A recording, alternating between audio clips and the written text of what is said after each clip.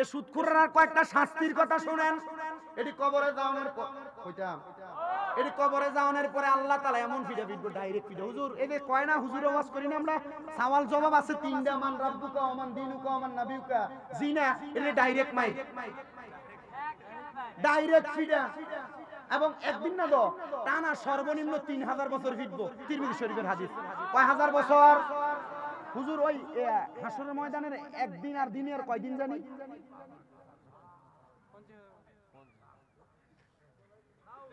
3000 বছর জ্বালাইবো। এমনি জ্বালাইতো না। কেমনে জ্বালাইবো? বলে জাহান্নামের আগুনের রং হলো তিনটা। কয়টা? 1 নাম্বার লাল, 2 নাম্বার সাদা, 3 নাম্বার কালা। লাল রঙের আগুনের ভিতরে 1000 বছর জ্বালাই এবার সাদা বানাইবো, এটার ভিতরে 1000 বছর জ্বালাইবো, এবার এটারে কালা বানাইবো। 1000 বছর জ্বালাইয়া এবার বান্দারে দাঁড় করাইবো তাকাসসুর নামক জায়গায়। কও এবার কি তবে ঘোষণা কি? কিন্তু এবার এটার কথা কইতো না, কারণ এদের কইবা আল্লাহ মাফ করে দাও, এদের 3000 বছর জ্বলছে। আপনি কি মনে করছেন 3000 বছর এমনি জ্বলছে? আর জাহান্নামের আগুন এটা যে উত্তপ্ত, আল্লাহ রাসূল সাল্লাল্লাহু আলাইহি ওয়াসাল্লাম বলছে 500 বছর দূর রাস্তা থেকে আমি জাহান্নামের একটু আগুনের কুণ্ডলি দেখছি, এটার গায়ের তাপ আইসা লাগে। গায়ের কি আইসা লাগে? তাপ আইসা লাগে। তো 3000 বছর জ্বালায় এই যে জ্বলছে, শরীরটা পুড়ছে, 3000 বছর পর্যন্ত জ্বলতে জ্বলতে এর শরীরের অবস্থা খুব খারাপ। তখন এ 3 বার ব্যবহার করবো মোয়ে মোয়ে মোয়ে, মানে পানি পানি পানি। তখন পানির লেগে খালি ছিলাইবো। এবার সাহাবাই কেরাম বলতেছি ইয়া রাসূলুল্লাহ পানি দেওয়া হইতো না? হ্যাঁ দেওয়া হইব। এত 3000 বছর পানির লেগে কানবো জ্বলছে, এর বুঝি পানি দেওয়া হইতো না? হ্যাঁ দিব। জাহান্নামীরা যে পানি দিব এটা কিন্তু এমন মিনারেল ওয়াটার না, গরম পানি খালি। এবার নবীজি কইতেছে এই পানিটা হইলো অন্যান্য জাহান্নামীরা যে আগুনে পুড়াইছে, এরা রক্ত এবং ফুসদিতে নিচে পড়ছে। এটা হাদিস শরীফে কয় তিনাতুল খাবাল, তিনাতুল খাবাল। এই রক্ত পুষগুলারে একটা লোহার গরম পাত্রে লইব। লোহার গরম পাত্রটা কেমন? এই দেখেন আগুনের কয়লা যখন গরম হয়ে লাল টসটস হয়ে যায়, জানা? এই লোহার গরম পাত্রটার ভিতরে নিব, নিয়ে কেবল না খাও। ও মুসলমান, সালমানপুর এলাকার কোন মানুষ যদি হার্ট অ্যাটাক করে, কোন মানুষ যদি স্ট্রোক করে, ঢাকা মেডিকেলের মধ্যে নিয়ে যাওয়া হয়। 24 ঘন্টার জন্য 65 থেকে 1,25,000 টাকা পর্যন্ত মেডিকেলের মধ্যে আইসিইউর বিল দেওয়া লাগে। কিন্তু আমার আল্লাহ এত দয়ার আল্লাহ, আমার আল্লাহ এত মায়ার আল্লাহ।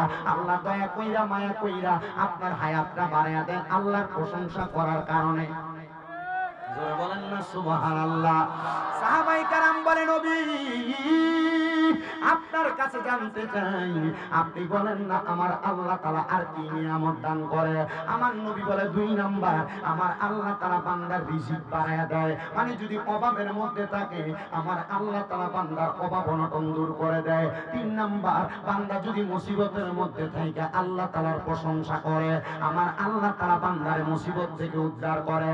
4 নাম্বার, কঠিন কোন রোগের মধ্যে আক্রান্ত হইয়া আমার আল্লাহ তাআলারে যদি বান্দা ডাক দেয়, আমার আল্লাহ তাআলা বান্দার ডাকে সাড়া দেয় এবং বান্দাকে প্রশংসার কারণে বান্দার অসুস্থতা দূর করে দেয়। 5 নাম্বার, আমার আল্লাহ তাআলা বান্দারে কেমন উপকারে লাগে জানো? আমার আল্লাহ তাআলা বান্দাটারে ঈমানের সাথে মরণ দান করে। জোরে বলি সুবহানাল্লাহ। এ মুসলমান, এ সালমানপুরের বাবা, আশেপাশে এলাকা থেকে আগন্তক আমার যুবক ভাইরা, মুরব্বী বাবাজিরা, এই ঈমানি মরণের ব্যাপারে আমি আজকের মাহফিলে আপনাদের কাছে বয়ান করব। একটু মূল্যবান সময় আপনারা আমার বয়ানটা শ্রবণ করবেন। তার আগে আপনারা বলেন আল্লাহ তাআলার প্রশংসা করলে লাভ আছে না নাই? ওই আল্লাহ তাআলার প্রশংসা কেমনে করতে হয় হযরত সালমান ফারসি রাদিয়াল্লাহু তাআলা আনহু আমার নবীকে প্রশ্ন করে, মায়ার নবী, দয়ার নবী, আপনি বলেন না আল্লাহ তাআলার প্রশংসা কেমনে করে? আমার নবী কয় 1 নাম্বার বিতেলাওয়াতিল কোরআন, আল্লাহ তাআলার কোরআন তেলাওয়াতের মাধ্যমে আল্লাহ তাআলার প্রশংসা করা যায়। 2 নাম্বার, আল্লাহ তাআলার ইবাদতের মাধ্যমে আল্লাহ তাআলার প্রশংসা করা যায়। আসেন আমরা সবাই মুহাব্বতের আওয়াজে আল্লাহ তাআলার কোরআনের তেলাওয়াত করি আর জোরে জোরে পড়ি। আউযু বিল্লাহি মিনাশ শাইতানির রাজীম। বিসমিল্লাহির রাহমানির রাহিম। ইন্নাল্লাযী كفروا من أهل الكتاب والمشركين في نار جهنم خالدين فيها أولئك هم شر البرية. وقال في حديث الشريف عن أنس رضي الله تعالى عنه قال سمعت رسول الله صلى الله عليه وسلم يقول إن من أشرف الساعات أن يرفع العلم ويكثر الزهل ويكثر الزنا ويكثر شرب الخمر ويقل الرجال ويكثر النساء حتى يكون لخمسين امرأة قيم واحد متفق عليه أو كما قال عليه الصلاة والسلام. وقال في حديث الشريف في رواية ابن ماجه عن أنس رضي الله تعالى عنه قال سمعت رسول الله صلى الله عليه وسلم ألا أنبئكم بخياركم قالوا بلى يا رسول الله قال خياركم الذين إذا ذكر الله عز وجل رواه ابن ماجه أو كما قال عليه الصلاة والسلام. وقال في شان حبيبه ومحبوبه ومعشوقه مخبرا وآمرا إن الله وملائكته يصلون على النبي يا أيها الذين آمنوا صلوا عليه وسلموا تسليما. اللهم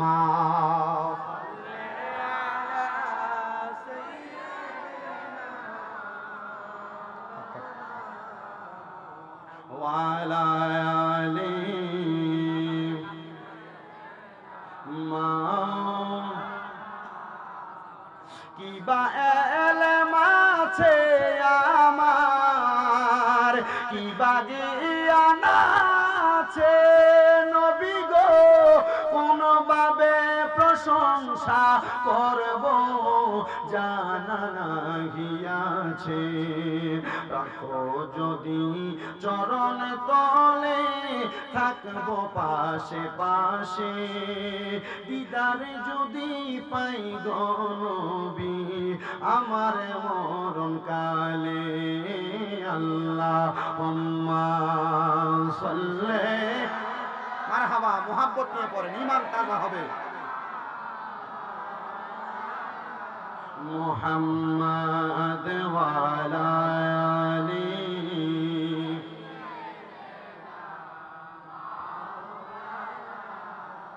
কোদাল দিয়ে খুঁড়িয়া মাটির একটা ঘরে বানাই সে ঘরেতে থাকতে হবে একা একা নিরালায়। কথা বলেন সেই ঘরের নাম কি? সেই ঘরেতে আপন বলতে কেউ তো তোমার থাকবে না, আপন যিনি হবে তিনি শাহে মদিনা। আল্লাহুম্মা সাল্লি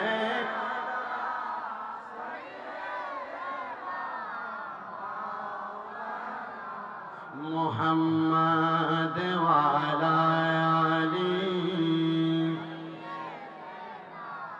মা লা ইলাহা ইল্লাল্লাহু লা ইলাহা ও লা ইলাহা ও লা ইলাহা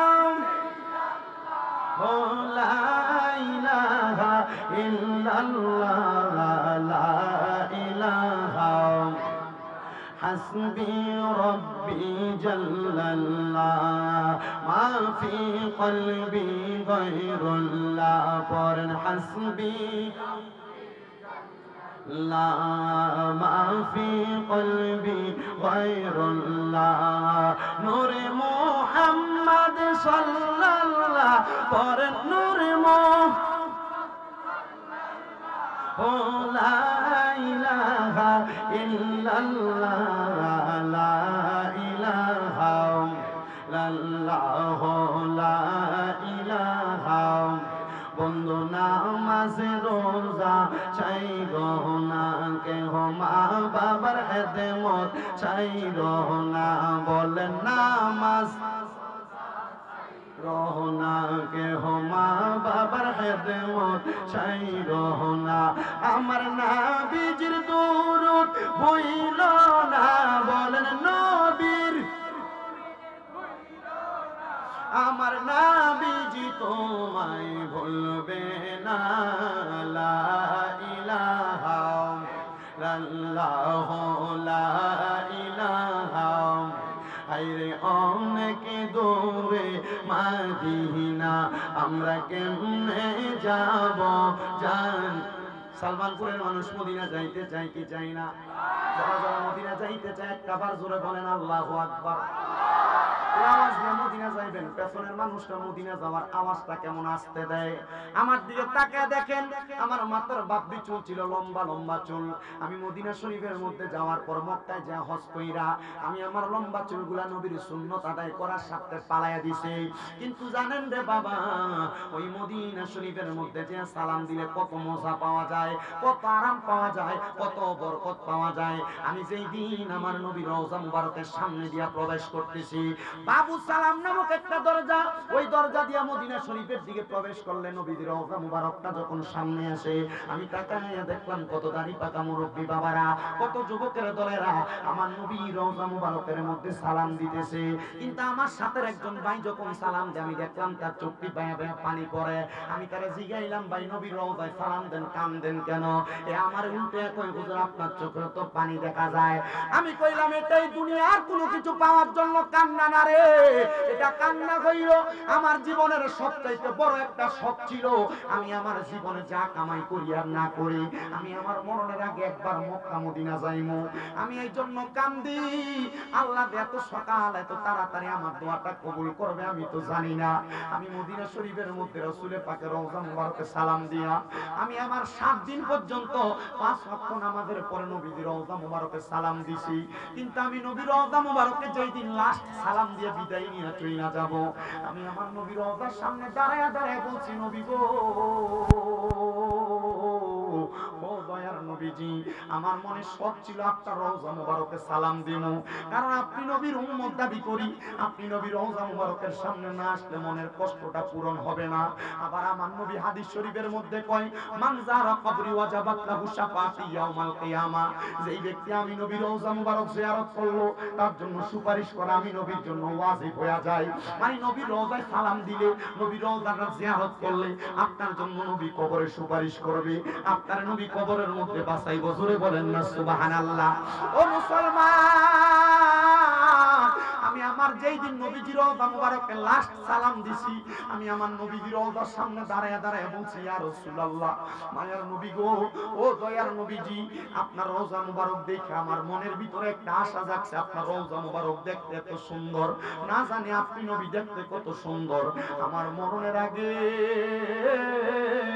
আপনি নবী একবার আমার দিদারে মুস্তাফা দান কইরেন আপনার দিদার যদি পাই আমার জীবন ধন্য হয়ে যাবে আপনি নবীর চেহারা মুবারক যদি দেখি আমার জীবন ধন্য হয়ে যাবে বিশ্বাস করেন রে বাবা আমি আমার নবীর রওজার সামনে দাঁড়ায় দাঁড়ায় আরেকটা কথা বলছি নবী ওয়াজ মাহফিলের ময়দানে গেলে হাজার হাজার মানুষ নিয়ে আপনি নবীর প্রতি দুরূদ শরীফ আদায় করি কত মানুষ মদিনা আসার জন্য কান্দে টাকার জন্য আসতে পারে না কত মানুষ মদিনা আসার জন্য মনের ভিতরে কত আকাঙ্ক্ষা তারা তো মক্কা মদিনা আসতে পারে না নবী গো তাদেরকে মরণের আগে একবার মক্কা মদিনা না দেখে মরণের ডাক দিয়েন না আমি শুধু এই কথা বলি নাই রে যুবক ভাই আমি আল্লাহর কাবা ঘরের কালো গিলাফটার মধ্যে দইরা দইরা দোয়া করছি আল্লাহ আপনার কাবা ঘরের সামনে এসে এই দোয়াটা করি যারা কোনো পর্যন্ত মক্কা মদিনা আসতে পারে নাই তাদেরকে আপনি মরণের আগে একবার মক্কা মদিনা আইনেন ও সালমানপুরের বাবা ও সালমানপুরের মুরব্বি বাবারা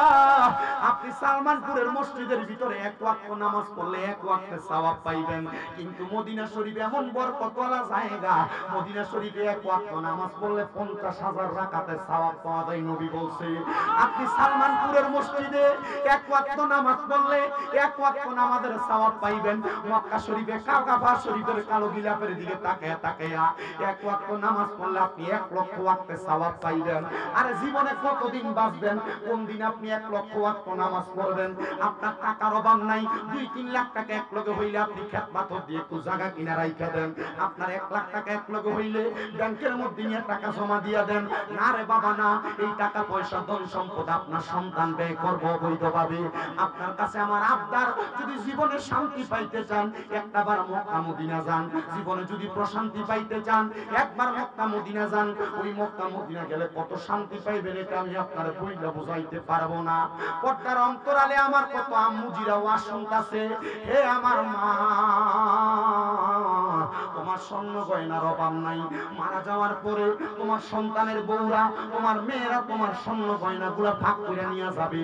একটা বড়ি স্বর্ণ বিক্রি কইরা স্বামীর হাতে টাকাটা তুইলা দিয়া বলবা, আমার আপনি টাকাটা দিয়ে মক্কা মদিনা পাঠাইয়া দেন। মক্কা মদিনা যে নামাজ পড়বা শান্তি পাইবা, শান্তি পাইবা। এত মজার জায়গা, এত আরামের জায়গা, এত বরকতময় জায়গা। এই সালমানপুরের বাবারা আপনারা বলেন আমরা সবাই বরকতওয়ালা জায়গায় যাইতে চাই কি চাই না? কারা কারা যাইতে চাই ডান হাত তুলে আমার আল্লাহর দেখায় আর সবাই নিয়োগ করেন, আল্লাহ মক্কায় আর মদিনা না দেখাইয়া মরণ দিও না, কন্যা মক্কায় আর মদিনা না দেখ। আল্লাহ যেন কবুল করে, জোরে বলেন আমিন। যারা যারা মক্কা মদিনা যাইতে চাই জবান করে জোরে জোরে পড়ে, ওরে দয়াল আল্লাহ দয়া করেন, দয়া রেনে নসিবি করেন লা ইলাহা ইল্লাল্লাহ, লা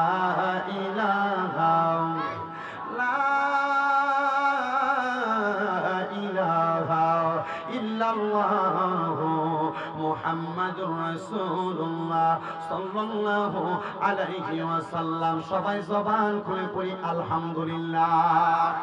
আর ডাইনে বামে যাব না, ডাইরেক্ট আমি আমার আলোচনার মধ্যে চলে যাচ্ছি। মুমিন বান্দার মৃত্যু সম্পর্কে আমি আপনাদের কাছে বয়ান করব বলেছিলাম। একটা মুমিন বান্দা যদি মারা যায়, মুমিন বান্দা মারা যাওয়ার সময় আমার আল্লাহ তাআলা আজরাইল পাঠানোর আগে 2টা রহমতের ফেরেশতা পাঠায়। জবান বন্ধ নাই, সূরা কোন আজরাইল পাঠানোর আগে আল্লাহ কয়টা ফেরেশতা পাঠায়? 2টা ফেরেশতা পাঠায়। এমনি খালি হাতে 2টা ফেরেশতা মুমিন বান্দার কাছে আসে না। 2টা ফেরেশতার হাতের মধ্যে জান্নাতি মেশক আম্বরের আতর থাকে, আরেকটা ফেরেশতার হাতের মধ্যে জান্নাতি তুফা আপেল থাকে। একটা ফেরেশতা ঈশা ইমানদার বান্দার মাথার কাছে বসে, আরেকটা ফেরেশতা ঈশা ইমানদারের নাকের আগার মধ্যে বসে। এই 2জন ফেরেশতা নাকের আগার কাছে বইসা, একজন মাথার কাছে বইসা ইমানদার বান্দার নাকের কাছে মেশক আম্বরের আতরের সুঘ্রাণটা লাগায়া দেয়। ইমানদার বান্দাটা ওই সুঘ্রাণটা পাইয়া ওই জায়গার মধ্যে ঘুমায়া যায়। কিন্তু ইমানদারের সামনে আসে ইমানদারের রূহটা কবজ করার জন্য। মনে রাখবেন, কোন মুমিন বান্দার রূহ কবজ করা এত সোজা না। মুমিন বান্দার রূহ কবজ করতে হইলে আমার আল্লাহর কাছ থেকে পার্সোনাল অনুমতি লাগে। জোরে কোন সুবহানাল্লাহ। বলো হুজুর কেন কেন? শুনো রে বাবা, আপনি যদি মুমিন হন, আমার আগের হুজুর আপনাদের কাছে মুমিনের খাসিয়ত সম্পর্কে পরিচয় দিয়ে গেছে। আপনি যদি মুমিন হন, আপনার এই রূহটা কবজ করার সময় আজরাইলের রহমতের 8জন ফেরেশতা বাধা দিবে। কয়জন? কয়জন ফেরেশতা? ওই মুমিন বান্দার রূহ কবজ করতে আজরাইলের কি ভালো হইব না কষ্ট হইব? জোরে কয় না, কষ্ট হইব। কেমন কষ্ট শুনেন। আজরাইল মুমিন বান্দার রূহ কবজ করার সময় 1 নাম্বার মুমিন বান্দার বুকের মধ্যে থাবা দিবে, কিন্তু বুকের মধ্য থেকে 2জন ফেরেশতা দাঁড়ায়া যাবে। ও বন্ধু, ওই 2জন ফেরেশতা মুমিন বান্দার রূহটার সামনে আজরাইলের সামনে দাঁড়ায়া ডাক দিয়া বলবে, আজরাইল মুমিন বান্দার বুকের মধ্যে কেন তুমি হামলা চালাই না? আজরাইল ডাক দিয়া বলবে, এ দুইজন ফেরেশতা তোমরা আমারে বাধা দিলা, তোমরা কি জানো না আমার আল্লাহ তাআলা তাওবা নামক একটা গাছ রাখছেন লামকানের মধ্যে, যেই গাছের পাতায় পাতায় মানুষের হায়াত লেখা, ওই গাছের পাতাটা চিরা পইরা গেলে ওই মানুষটার হায়াতটা শেষ হয়ে যায়। এই বান্দার হায়াত শেষ, এই জন্য বান্দার রূহ কবজ করার জন্য আসলাম, বান্দার বুকের মধ্যে হাত দিলাম বান্দার রূহ কবজ করার জন্য। দুইটা ফেরেশতা বলবে আজরাইল, এই দুইটা ফেরেশতা বলবে আজরাইল বান্দার বুক দিয়া তো তুমি রূহ কবজ করতে পারবা না। বলে কারণ কি? কারণ কি? বলে মুমিন বান্দার বুকের মধ্যে আল্লাহ এবং রাসূলের ভালোবাসা আছে, এজন্য মুমিন বান্দার বুক দিয়ে রূহ কবজ করা যাবে না। এবার সবচাইতে আকর্ষণীয় জায়গা বিওয়াজিকা নূর, যে চেহারার মধ্যে নূর চমকাইবো, মুমিন বান্দার মুখের মধ্যে একটা থাবা দিব। ও মুসলমান, মুমিন বান্দার মুখের মধ্যে যখন থাবা দিব, কপালের মধ্যে থেকে দুইটা ফেরেশতা দাঁড়ায় যাবে। এই আজরাইল মুমিন বান্দার কপাল দিয়ে রূহ বাহির করতে পারবা না। বলে কেন কেন কেন কপালের মধ্যে দিয়ে রূহ বাহির করতে পারবো না? বলে বান্দা মুমিন ছিল, বান্দা 5 ওয়াক্ত নামাজ আদায় করেছে, সিজদার মধ্যে যাইয়া সুবহান রাব্বিয়াল আলা বলেছে, আমার আল্লাহ তাআলার বরত্বের প্রশংসা করেছে, এই জন্য বান্দার কপাল দিয়ে রূহ বাহির করা যাবে না। এবার আজরাইল ফিরে যাবে, আজরাইল আইসা বান্দার ডান দিক দিয়ে হামলা করবে, বান্দার ডান দিকে যখন হাত দিবে আর দুইটা ফেরেশতা আজরাইলকে বাধা দিবে। এই আজরাইল এই ডান দিক দিয়ে রূহ কবজ করতে পারবা না। বলে কারণ কি? বলে বান্দার ডান দিক দিয়ে কইলাম আমরা বান্দার দান এবং সাদেকা, আমাদের কাছ দিয়ে তুমি রূহ কবজ করতে পারবা না, আমরা বান্দার পক্ষ থেকে পাহারাদার হয়ে গেলাম। এবার বাম দিক দিয়ে হামলা করবে, বাম দিক দিয়ে হাত দিলে দুইটা ফেরেশতা দাঁড়ায় যাবে, এই বান্দার বাম দিক দিয়ে রূহ কবজ করতে পারবা না। বলে কারণ কি? বলে বান্দার বাম দিক দিয়ে আমরা আছি বান্দার মা বাবার খেদমত, এই জন্য বান্দার বাম দিক দিয়ে রূহ কবজ করা যাবে না। এ আজরাইল এখন তো রূহ কবজ করতে পারবে না, আল্লাহ তাআলার কাছে ফিরে যাবে। আল্লাহ বান্দার রূহ তো কবজ করা যায় না। আমার আল্লাহ আজরাইলে নবীর হাদিস, আজরাইলকে নবীর হাদিসের বাণী শোনায়া দিবে। এ আজরাইল তুমি কি জানো না বিকাউলি লা ইলাহা ইল্লাল্লাহ মুহাম্মাদুর রাসূলুল্লাহ ফাদাখালাল জান্নাতা, যেই ব্যক্তি জবান দিয়া লা ইলাহা ইল্লাল্লাহ মুহাম্মাদুর রাসূলুল্লাহ পড়ছে, সে মরার সময় ঈমানের সাথে মারা যাবে। বান্দা তো ঘুমায়, বান্দা তো এত আরামের সাথে মারা যাবে না। তুমি যে কষ্ট দিয়া রূহ কবজ করবা, একটু দাঁড়ায় থাকো, বান্দা ঘুম থেকে জাগ্রত হইলে তখন বান্দার রূহ কবজ করবা, তখন বান্দার রূহ কবজ করবা। সালমানপুরের কত মানুষ মারা যায়, মারা যাওয়ার সময় জিহ্বায় কামড় দিয়ে মারা যায়। সালমানপুরের কত মানুষ মারা যায়, মারা যাওয়ার সময় বিছানায় প্রস্রাব পায়খানা কইরা মারা যায়। সালমানপুরের কত মানুষ মারা যায়, মারা যাওয়ার সময় চোখ উল্টে দিয়ে মারা যায়। সালমানপুরের কত মানুষ মারা যায়, নাকে মুখে দিয়া রক্ত বাইর হয়ে মারা যায়। ওই মসজিদের ইমাম সাহেবের কাছে এইটা জিজ্ঞাসা করতে গেল না, কিন্তু মসজিদে একটু ময়লা পড়ে থাকে, হুজুর হুজুর এই ময়লাটি দেখেন না কি? যদি দাঙ্গির হুজুর না হয়ে স্বামী তো সামার দাঁত ছলাই দিলাম ওখানে। এর লাগে আমি কোন মসজিদে সার কি হলোই না। আমার জীবনে আমি 3 মসজিদে চাকরি করি। কয় মসজিদ? 3 মসজিদ। প্রথম মসজিদে থেকে সুন্দর মতো বিদায় লয়েছি। দ্বিতীয় মসজিদে একদিন শুরু করছি, হুজুর মসজিদে যদি পরিষ্কার করেন আপনি দেখেন না চাবিটা থোকা বেড়াইয়া। কারণ আমি যদি এবার এই দমক শুনে সার কি করি, এ চাকরি যদি করতে যায় তাহলে আর এটা ইমামতি তো না, এটা গোলামি হইব। কি হইব? কি হইব? তখন আর আমার পিছনে মসজিদ ইমাম মুসল্লিরা নামাজ চলে, নামাজ আর হইতো না। লাগে আমি চিন্তা করলাম বুঝছি আর এনে কাম হইতো না, বিদায়। এরপর আরেকটার অবস্থা আপনারা হয়তো নেড়ে দেখছেন, অনেক মোটামুটি অপারেশন করে দিছি কমিটি।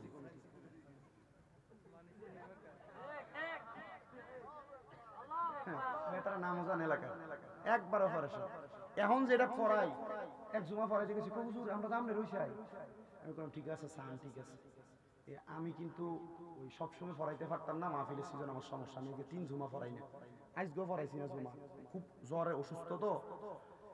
তা আমারে সভাপতি কল দিছে জুমার পরে, হুজুর জানি আইছেন না, আপনার ভাল লাগলে আইবেন, না লাগে না লাগলে আইবেন না। আমার কইতেছে তবে 5 জুমাইয়েন না, 6 জুমার সময় তুই যদি 8টা মিস করেন 9 নাম্বারটা সময় তুই। ঠিক আছে, আমি তো আপনাদের কিছু হয় না হুজুর, কিছু হইলে এটা আমরা দেখি। আমি আমার ক্লাসমেটে পাঠাইছি, তুই পড়া, আমার শরীর ভালো না। কালকে মাহফিলের স্টেজ থেকে নামার পর বানসারামপুর আমার হাত পা একবার বইতে আসছে, প্রচন্ড জ্বর। আমি কিন্তু মাহফিল একটা কইরে এখানে আসছি, আমার খুব কষ্ট হয়। কালকে আমার 3টা মাহফিল, আমি জানি না।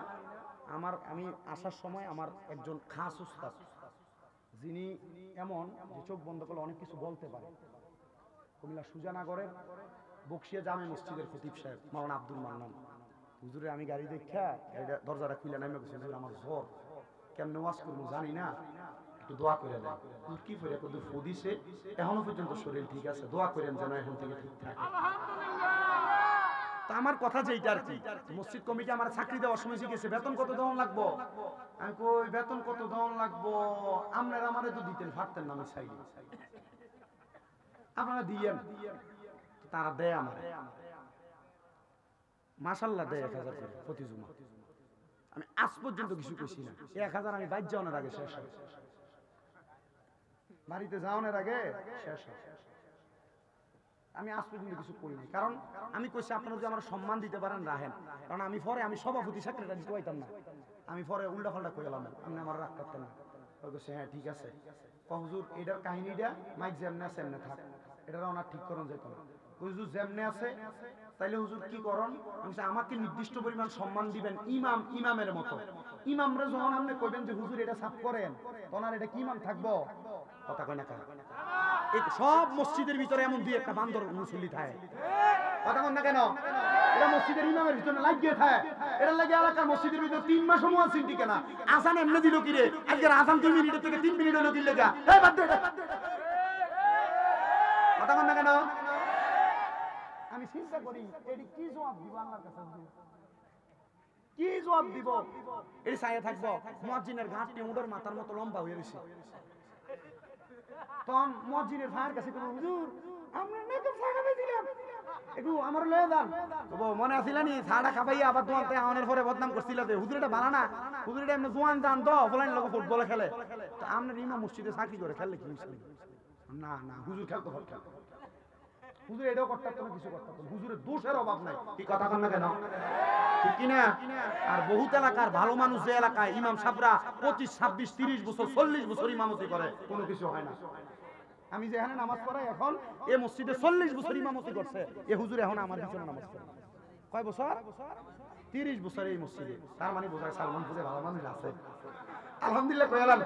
তাহলে বাদ দিন, তাহলে আর এদিকে ওয়াজ এলাম না, এদিকে হেদায়েত আছে, আল্লাহ কবুল করুক, আমিন কোন, আর জোরে কোন আমিন। তাহলে ওই যে জিব্বাই কামড় দিয়ে মারা যায়, এই মরণটা তাহলে ভালো না খারাপ? এই যে না মুদিয়া রক্ত বাইর হয়ে মারা যায়, এটা কি ভালো মরণ না খারাপ? এই যে চোখ উল্টে দিয়ে মারা যায়, এটা কি ভালো মরণ না খারাপ? বিছনায় যে প্রস্রাব পায়খানা করে দিয়ে মারা যায়, এটা কি ভালো মরণ না খারাপ? এই খারাপ মরণের কথা পরে কইতেছে, আগে মুমিনের সাদরার মজাটা বুঝাই, এরপরে বেঈমানের মরণের কথা কইতেছি। অসুবিধা হবে আপনারা? আসুন তো ইনশাআল্লাহ। বিরিয়ানি কিন্তু গরু না, ঠিক আছে ইনশাআল্লাহ, আল্লাহ যেন কবুল করে, জোরে কোন আমিন। এবার ইমানদার বান্দার বাম দিকে আক্রমণ করার পরে আজরাইল যখন এবার সর্বশেষ ইমানদারের রূহ কবজ করার জন্য আসবে, আজরাইল এসে দাঁড়ায়া থাকবে। দুইজন ফেরেশতা ছিল, একজনের কাছে মেশক আম্বরের আতর, আরেকজনের কাছে জান্নাতি আপেল ছিল, জান্নাতি আপেল। জান্নাতি আপেলটা লইয়া বান্দার মুখের কাছে দাঁড়ায়া থাকবে, রে মুসলমান, এ সালমানপুরের বাবা। এবার বান্দা ঘুম থেকে জাগ্রত হয়ে যাবে, বান্দা চোখটা খুইলা দেখবে, বান্দার সামনে জান্নাতি আপেলটা ধইরা রাখছে। এবার জান্নাতি আপেলের মধ্যে লেখা কালিমে তয়্যিবা, লা ইলাহা ইল্লাল্লাহু মুহাম্মাদুর রাসূলুল্লাহ সাল্লাল্লাহু আলাইহি ওয়াসাল্লাম। তখন বান্দা চোখটা খুইলা কালেমা পয়রা ফলাইব, জোরে কোন সুবহানাল্লাহ। বান্দা যখন কালেমা পড়বে, রে মুসলমান, বান্দার মুখ দিয়ে একটা বাতাস বের হবে, ওই বাতাসের সাথে সাথে বান্দার রূহ কবজ করা হবে। ছোট্ট একটা বাচ্চার মাথার মধ্যে, বাচ্চা কান্না করলে মা হাত বুলে দিলে বাচ্চা যেমন করে ঘুমায়া যায়, ইমানদার বান্দা ঠিক তেমন করে ঘুমায়া যাবে। মুসলমান, ইমানদার বান্দার রূহটা যখন আজরাইল হাতে নিব, হাতের মধ্যে নিয়ে ইমানদার বান্দার রূহটা নিয়ে যখন সামনের দিকে যাবে, ওই রূহ আজরাইলকে ডাক দিয়ে বলবে, রে আজরাইল, এত আস্তে আস্তে কেন যাও? তুমি যদি জানতা আল্লাহ আমার জন্য কত বড় নিয়ামত তৈরি করে রাখছে, তাহলে তুমি আরো তাড়াতাড়ি আমারে নিয়ে জান্নাতের মধ্যে যাইতে। কোন সুবহানাল্লাহ। ইমানদার বান্দার রূহটা নিয়ে আজরাইল উপরের দিকে যাবে, আসমানের মধ্যে প্রথম দরজার মধ্যে 19 জন ফেরেশতা আহলা ওয়া আহলান মারহাবান দুয়ুফুল্লাহ, দুয়ুফুর রহমান বলে ইমানদারের রূহটারে স্বাগতম জানাইবো। আর ইমানদার বান্দার রূহটা নিয়া আজরাইল যখন যাবে, ও বাবা কুমিল্লার বাসায় একটা মাছ রে আমরা যেটা ধরলে হাত থেকে ফিটলে জায়গা, এই মাছটারে আমরা কই বাইন মাছ, কথা কম না ঠিক কিনা? ইমানদারের রূহ যখন হাতের মধ্যে নিবে, ইমানদারের রূহটা হাতের মধ্যে নেওয়ার সাথে সাথে ইমানদারের রূহটা হাতে থাকবে না। বাইন মাছ যেমন পিছলে যায়, ইমানদারের রূহটা ওই আজরাইলের হাত থেকে এমন ভাবে পিছলে যাবে। আমার নবী কই উম্মত রে, ইমানদারের রূহটা রাখার জন্য জান্নাতের মধ্য থেকে স্বর্ণ এবং রূপার পেয়ালা নেওয়া হবে, কিন্তু স্বর্ণ রূপার পেয়ালার মধ্যে ইমানদারের রূহটা থাকবে না। আরে বাবা, পানির পাত্রের মধ্যে যদি পানিটা ছাইরা দিয়া, উপরের কলটা ছাইরা দিয়া আপনি যদি পানি ছাইরা দেন, পুরার পরে দেখবেন পানি উতরে উতরে উপরের দিকে পড়তেছে। ইমানদারের রূহটা তখন পাত্র থেকে এমন ভাবে উতরে উতরে পড়তে থাকবে। এবার আজরাইল বলবে, আল্লাহ, ইমানদারের রূহটা কোন জায়গার মধ্যে রাখবো? আমার আল্লাহ বলবে, আজরাইল তুমি কি জানো না আমি আল্লাহ ঘোষণা করেছি, ওয়ালা তাকুলু লিমান ইউকতালু ফি সাবিলিল্লাহি আমওয়াত বাল আহইয়াউ ওয়ালাকিন লা তাশউরুন। যারা মুমিন বান্দা, যারা আমি আল্লাহর রাস্তার মধ্যে চলে গেছে, তারা মরা না, বাল আহইয়াউ তারা জিন্দা, ওয়ালাকিন লা তাশউরুন। এদেরকে যারা মরা বলে এরা নির্বোধ, এরা বোকা, এরা বোঝে না। এবার বলেন মুমিনরা কি মরা না জিন্দা? তো আপনি কেমন মুমিন হওয়া লাগবে? মুমিনের খাসিয়ত, মুমিনের চরিত্র কি, ওইটা বলবো ইনশাআল্লাহ। আল্লাহ কবুল করেন, জোরে পড়েন আমিন। এবার মুসলমান ইমানদার বান্দা গভীর মনোযোগ দিয়ে বয়ানটা শ্রবণ করার চেষ্টা করেন। অনুরূপ ভাবে যখন বেঈমান বান্দার রূহ কবজ করার জন্য আজরাইল আসবে, কেউ বাধা দিবে না। আজরাইল আসার আগে এই বেঈমানের সামনে দুইটা ফেরেশতা আসবে, কিন্তু ওই দুইটা ফেরেশতার চোখের রং হইব নীল কালারের।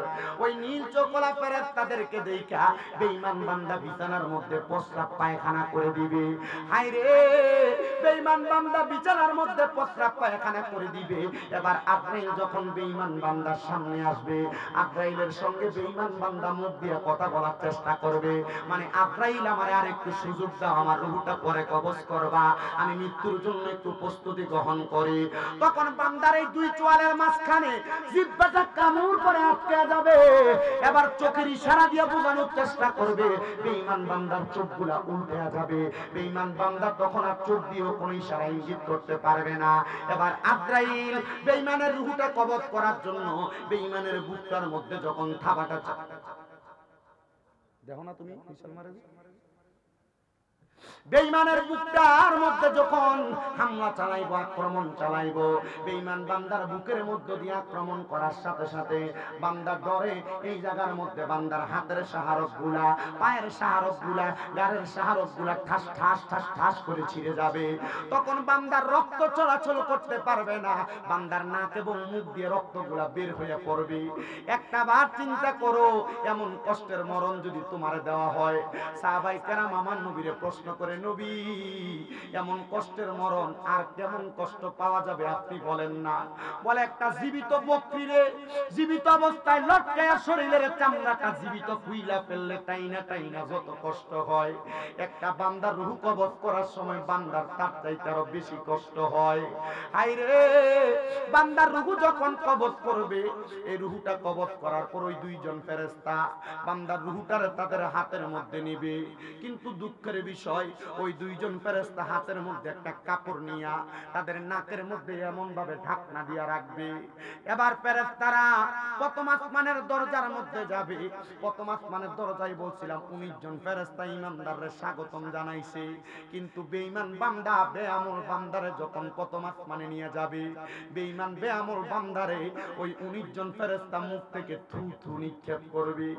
ওই দুইজন ফেরেশতা জিজ্ঞাসা করবে, কি রে কেন থুথু নিক্ষেপ করো, কারণ কারণটা কি? বলে তোমরা নাকের মধ্যে কাপড় লাগাইলা কেন? বলে বান্দা গুনাহ করতে করতে, হারাম খাইতে খাইতে, পরের হক খাইতে খাইতে বান্দার রূহটা দুর্গন্ধযুক্ত রূহ হয়ে গেছে। এই জন্য বান্দার রূহের দুর্গন্ধ আমরা সহ্য করতে পারি না। ও সালমানপুর এলাকার সুদখোরেরা, সুদ যে তোমরা খাও, ঘুষখোরেরা ঘুষ যে তোমরা খাও, পরের হক যে তোমরা খাও, মরার পরে তো তোমরা রূহটা একটা দুর্গন্ধযুক্ত ময়লা রূহ হবে। এবার আপনারা কোনপুরা সালমানপুর এলাকায় এমন বালা মানুষ আছে না? না,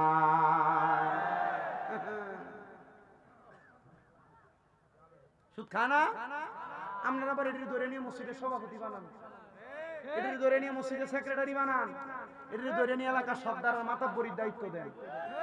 যদি জিঙ্গা কিতেরি তারে সভাপতি বানালি কা? মসজিদের সাত ডালাই দিতে যে রডটি লাগছে বেড়া দিছে, কথা কয় না কেন?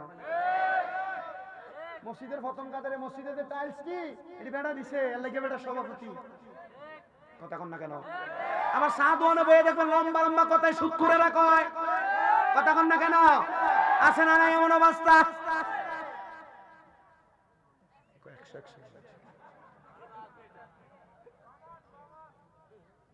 যে জায়গাতে এটির কথা কই মা অনেকটা তুফান ছুড়ে, তার মানে বোঝা যায় এমন রুগীর অভাব নাই, কথা কন ঠিক কিনা? বাজারের ভিতরে গেলে প্রথম দেশি মুরগাটা কেউ ব্যস্ত আনলে বেটাকে কিনে, এটার দাম মাত্র 500 টাকা, কিন্তু বেটা এটা 700 দিয়ে কিনে। কিও 500 দিয়ে তিনি 700 দিয়ে কিনলেন কা? আমার টিয়ে দিয়ে আমি কিনছি, তোর কি? না বেটা তো হারাম টিয়ে বেটা কিনতে পারে, কথা কয় না?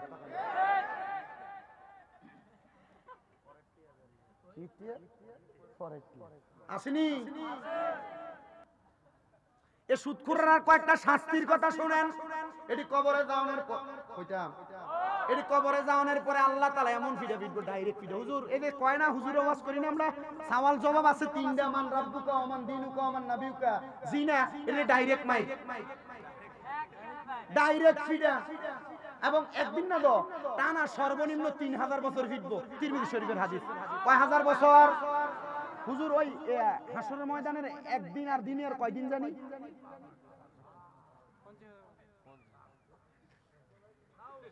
3000 বছর জ্বালাইবো। এমনি জ্বালাইতো না, কেমনে জ্বালাইবো? বলে জাহান্নামের আগুনের রং হলো 3টা। কয়টা? 1 নাম্বার লাল, 2 নাম্বার সাদা, 3 নাম্বার কালা।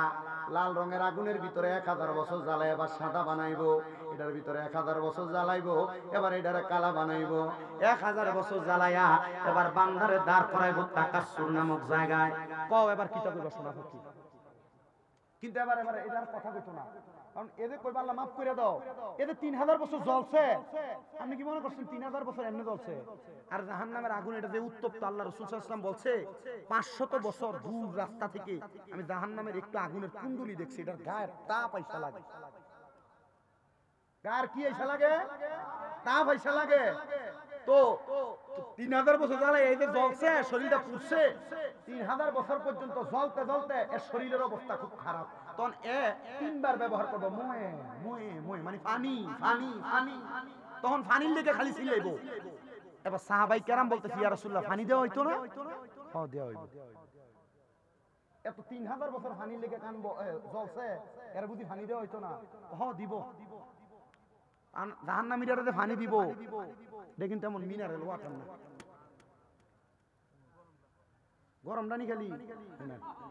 এবার নবীজি কইতেছে এই পানিটা হইলো অন্যান্য জাহান্নামীরা যে আগুনে পুড়াইছে, এরা রক্ত এবং ফুসদিতে নিচে পড়ছে। এটা হাদিস শরীফে কয় তিনাতুল খাবাল, তিনাতুল খাবাল। এই রক্ত পুষগুলারে একটা লোহার গরম পাত্রে লইব। লোহার গরম পাত্রটা কেমন? এই দেখেন আগুনের কয়লা যখন গরম হইটা লাল টসটস হয়ে যায়, জানা? এই লোহার গরম পাত্রটার ভিতরে নিব, নিয়ে কইব না খাও।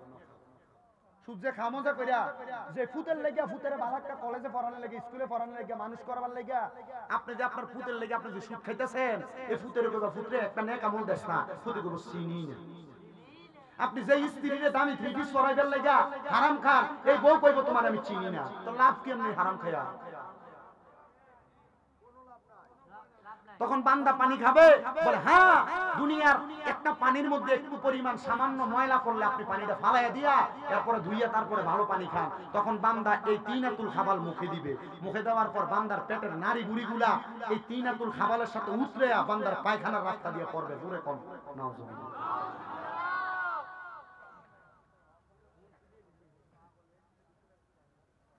দুনিয়ার মুসলমান ইমানদারের দলেরা গভীর মনোযোগ দিয়ে বয়ানটা শ্রবণ করার চেষ্টা করেন। আমি আপনাদের উদ্দেশ্যে আর অল্প কিছুক্ষণ বয়ান করব, তারপরে বিদায় নিব। যদি আপনারা কষ্ট করে আমার সামনে বসেন, আমি বয়ানটা শেষ করব।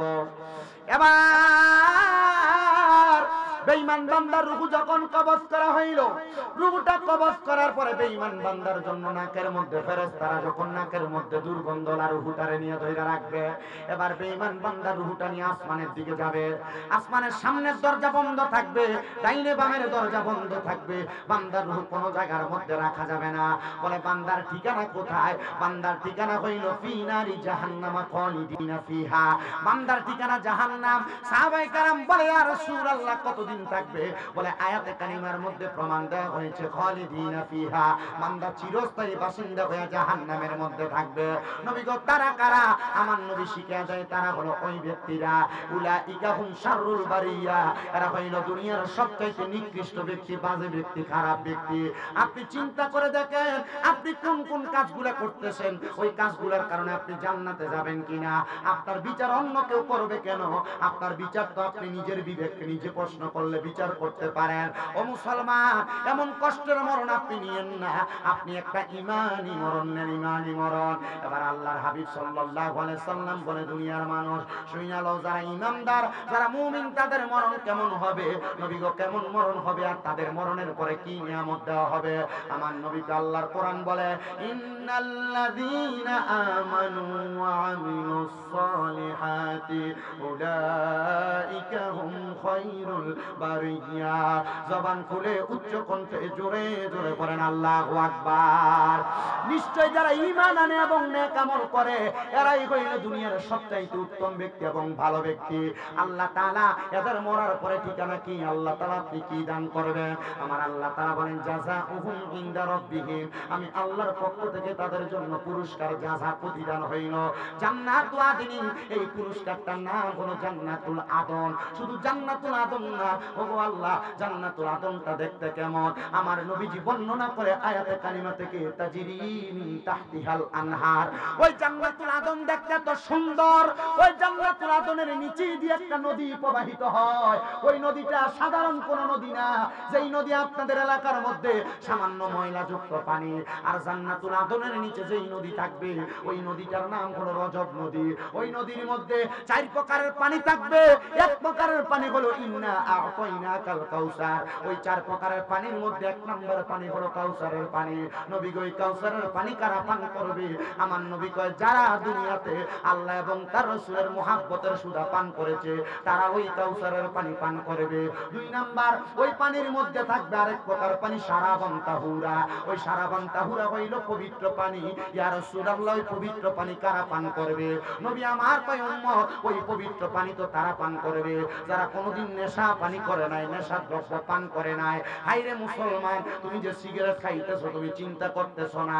হাইরে মুসলমান, বন্ধু বান্ধবের পাল্লাই পড়ে যে নেশা করতেছো তুমি চিন্তা করতেছো না। আল্লাহ তাআলা তোমার তো শারাবান তাহুরা পান করাবে না নেশা করার কারণে। ও মুসলমান, ও নবীর উম্মতের দল, আশিক রাসূল ভাই বাবারা, সালমানপুরের যুব সমাজ মুরব্বী বাবারা, পর্দার অন্তরালের মা বোনেরা, আর 3 নাম্বার একটা পানি জান্নাতের লাবান, মানে জান্নাতের দুধ দেওয়া হবে। জান্নাতের দুধ কারা পান করবে? নবীজির কাছে প্রশ্ন করা হয়। আমার নবী কয় যারা কোনোদিন পরের সম্পদ হরণ করে নাই, মানুষের সম্পদ দখল করে নাই, এরাই জান্নাতের দুধ পান করবে। নবী গো ওই ব্যক্তিগুলোর পরিচয় কি? ওই পরিচয় তো আপনারা নিজেরাই জানেন। ভাই মারা যাওয়ার পরে ভাই ভাতিজার জমি বুঝাইয়া দেয় না, মা বাপ মারা যাওয়ার পরে বোনদের সম্পত্তি বালা করে বুঝাইয়া দেয় না। আপনারা কোন এমন অবস্থা বর্তমান সমাজে আছে না? মানুষের ওজনে কম দেয় আছে না নাই? জান্নাতের দুধ পান করবে, পিপাসায় মরে যাবে।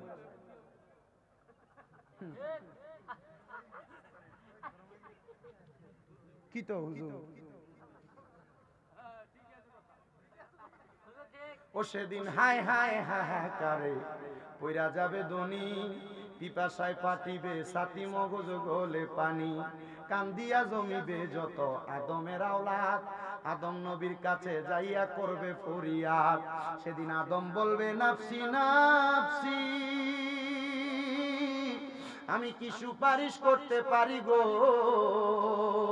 তোমরা তাড়াতাড়ি চইলা যাও না আখিরি নবীর দরবারে, কঠিন দিনে আমার নবীজি বিনে, কঠিন দিনে আমার নবীজি বিনে। কিন্তু তুমি জমি দখল করবা, নবী তোমার বাঁচাইবো, ফিরেও চাইতো না। হুজুর নবী যে কইছে কুল্লু উম্মতি ইয়াদখুলুনাল জান্নাহ, আমার সব উম্মত জান্নাতি। কিন্তু নবী লাস্টে দিয়ে একটা কথা কইছে, ইল্লা মান আসানি।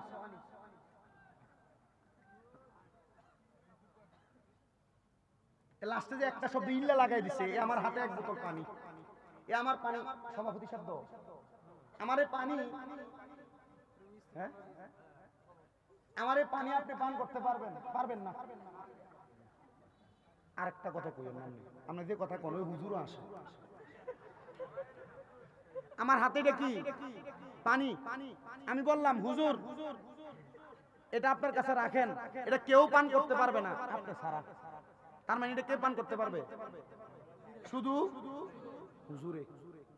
তো নবী কইছে যে আমার সব উম্মত জান্নাতি, ক্বালা মান আতানি দাখালাল জান্নাহ, যারা আমার ইতাআত করছে, আমি নবীর কথা শুইনা চলছে এরা যাইবো, ওমান আসানি ফাকাদ সেচ্ছালে বুঝে দি শুনছে না এই কথা। এটা আমরা কুমিল্লার ভাষা না সেচ্ছালাম, তাহলে বুঝলে তো আলহামদুলিল্লাহ। তাহলে জমি দখল করা যাবে, বইন্ডার সম্পদ বুঝিয়ে দেওয়া লাগবনি, লাগবনি, দায়িত্ব না 2 লাখ দিয়ে দে, মাফ করে দিস। হ্যাঁ কি করে দিস, এ মাফ করে দিছে, খাইছে বেটারে। আপনি বইনের নির্দিষ্ট পরিমাণ বুঝিয়ে দিতে হবে, যদি না দেন তাহলে আল্লাহর কাছে আপনি এটার জন্য জবাবদিহিতা করতে হবে। আর যত পরিমাণ জমি এ বোনের খাইছেন আপনি, এ প্রত্যেক পরিমাণ জমির 7 স্তবক আপনার গলায় ঝুলিয়ে দেওয়া হবে, ঘাড় সোজা কইরা হাসরের ময়দানে দাঁড়াইতে পারবেন না। তখন জমি বের কইরা অন্য নবীর উম্মতের দিকে মারলে এটা কেডা, ওইটা যে মানুষ জমি দখল করছে, ক্ষেতের গালা দিতে কাছাইছে, মানুষ জমি দখল করছে, এটা সেটা আগে ক্ষেতের লাইনি দিয়া ব্যাঙ্গারি টাইম না ধান আনন্দ যেত মাছ ছত্রের থেকে, অন আড়ও জানে এটা হাতের বান। কথা কোন আছে না নাই? ওজনেও কম দেয়, আসেনিও পরে একটা বাড়াই দেয়, পরে বাইক নিয়ে দেয় হমান হমান।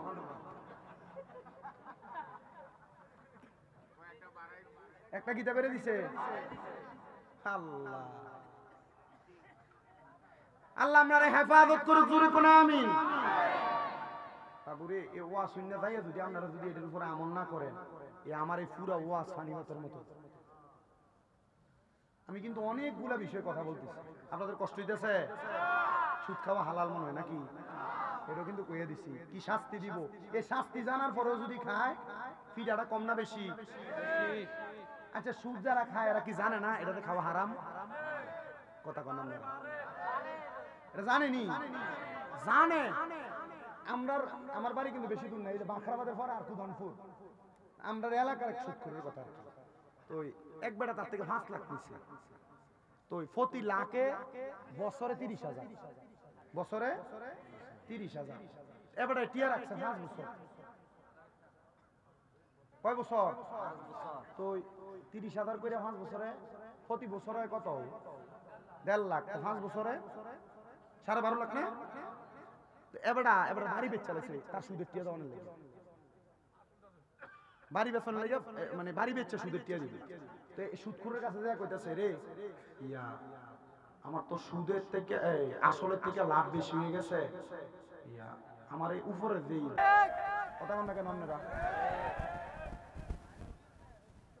আবার এলাকার ভিতরে এখন আর এই সুদের ব্যবসা চলে না, এককালীন 20-30 লাখ টাকা ব্যাংকে রেখে দেয়।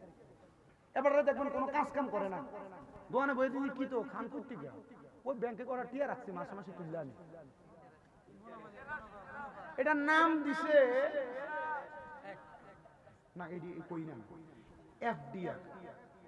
কি আর এক কালি ওই যেটা যেটা জমা এটা তুলে তুলে খা।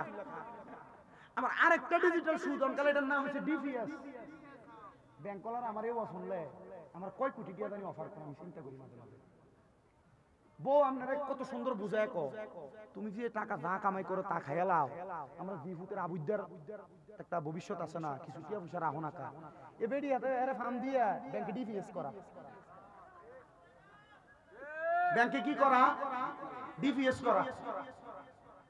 ডিপিএস মানে 3 বছর বা 4 বছর যদি 3 লাখ 3.5 লাখ রাখে, 5 বছর পরে এটা ডাবল হইব।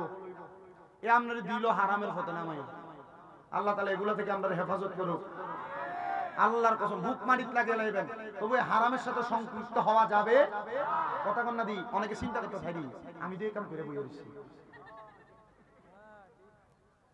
অনেকে, তো এটা করবেন আপনি। নবীজি বলে গেছে, নবীজি বলছে কিয়ামতের পূর্বে আমার উম্মতের একটা লোক বাদ থাকবে না যারা হারামে সুদের সাথে সম্পৃক্ত না। এবার সাহাবায়ে কেরাম তো নবী মুমিনরা কই মুমিনরা রাস্তা দিয়ে হাঁটবো, সুদখোরের গায়ের বাতাস হলো তার গায়ে লাগবে। আপনি বুঝতে পারছেন বিষয়? আল্লাহ বুঝার তৌফিক দান করুন, জোরে বলেন আমিন। এবার সাহাবায়ে কেরাম আমার নবীজিকে জিজ্ঞাসা করে, তাইলে রাসূল জান্নাতের দুধ তারা পান করবে যারা দুনিয়ার জমিনের মধ্যে কোনোদিন পরের হক মাইরা খায় নাই, ওজনে কম দেয়, পরের হক মাইরা খান, বড় সাবধান। তাইলে বুঝলাম জান্নাতের দুধ তো তারা পান করবে যারা কোনোদিন পরের হক মাইরা খায় নাই। ইয়া রাসূলুল্লাহ, ও দয়ার নবী, মায়ার নবী, আপনার কাছে জানতে চাই 4 নাম্বার জান্নাতের মধু কারা পান করবে? আমার নবী কই উম্মত জান্নাতের মধু তো তারা পান করবে যারা কোনোদিন তাদের মুখ দিয়ে মিথ্যা কথা বলে নাই, ফাহিশা কথা বলে নাই, বন্ধু বান্ধবের আড্ডায় মুখ খারাপ করে নাই, গালি দেয় নাই, তারা জান্নাতের মধু পান করবে। ও বন্ধুরা, বন্ধু বান্ধবের কথাবার্তার ছলনার মধ্যে গালিগালাজ করেন আপনারা।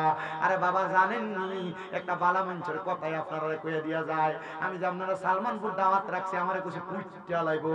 আমি কইছি তুই যদি তোর মার বুকের দুধ খেয়ে থাকস সালমানপুরের মাহফিলে একবার আইবি, আমি তোমার চেহারাটা সামো কেন করবা তুমি আমার এইটাও কইয়া দিয়া যাইবা। আমি কইছি না না না, আমার ওয়াজ শুনবা, তারপর যদি ভালো লাগে আমার ওয়াজটা শুই না, তুমি আমার ওয়াজের ভুলটা আমারে ধরায় দিয়া যাইবা। আর আমি মানুষ, আমি ফেরেশতা না, আমার 10টা ভুল হবে। আমি বলবো 10টা ভুলকে আপনি এখানে মাটি দিয়া একটা যদি রাইট হয়, ওই রাইট ওয়াজটা আপনি মানবেন, আমল করবেন। এবার আপনারা বলেন এমন ওয়াজ মাহফিলের মধ্যে 10টা কথা যদিও ভুল হয়, একটা কথা আমি এতক্ষণে যা বলছি যদি রাইট হয়, আপনি কি ভুলটা মানবেন না রাইটটা মানবেন? আমি এটাই চাই। রাজি আছেন ইনশাআল্লাহ? এবার আমার নবী বলছেন তাহলে ফাহিশা কথা যারা বলবো তারা জান্নাতের মধু পান করতে পারবে না। যারা গালি দিবে, মিথ্যা কথা বলবে, তারা জান্নাতের মধু পান করতে পারবে না। তো মিথ্যা কথা বলতে সাবধান। এবার